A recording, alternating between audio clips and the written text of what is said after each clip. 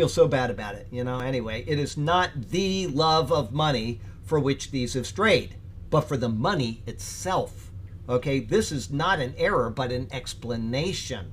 It is the love of money which then takes the opportunity to attain the money that is desired. In this, these people, Paul says, have strayed from the faith. The idea is that we can only direct our eyes and our affections to one thing at a time. That's why that verse is on the wall and not another verse, is because if you have your eyes on Jesus, you're not looking at anything else.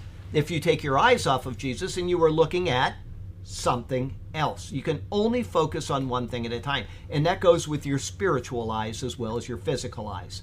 Okay? If you are spiritually looking at something else, then you're not looking at Jesus. Okay?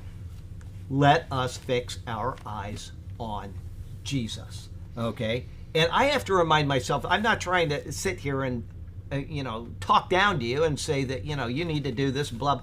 I need to do this. I need to do this every day of my life. I get misdirected. She knows that. She'll tell you that right away. I get misdirected all the time.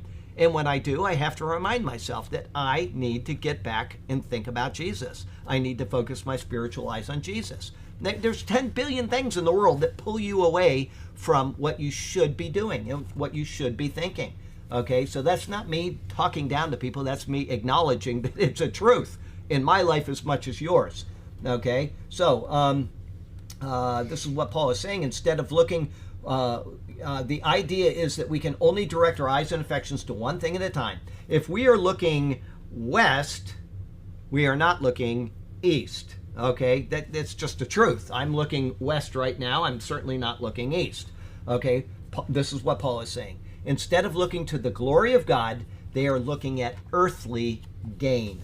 They have left their first love and have gone after a harlot. And this is the result of Paul's words, their greediness. They may not have been greedy at the beginning. They may not have started out that way, but eventually it sinks into you. Okay? And if you allow it to sink into you and you lose your priorities, then that is what will happen. So, once again, I don't know if these people were ever saved or if they were saved when they were young and they said, I want to serve in the ministry, and they got misdirected. But when that becomes your priority, it is a problem. And the Lord knows it, and He's judging every single thing that we do.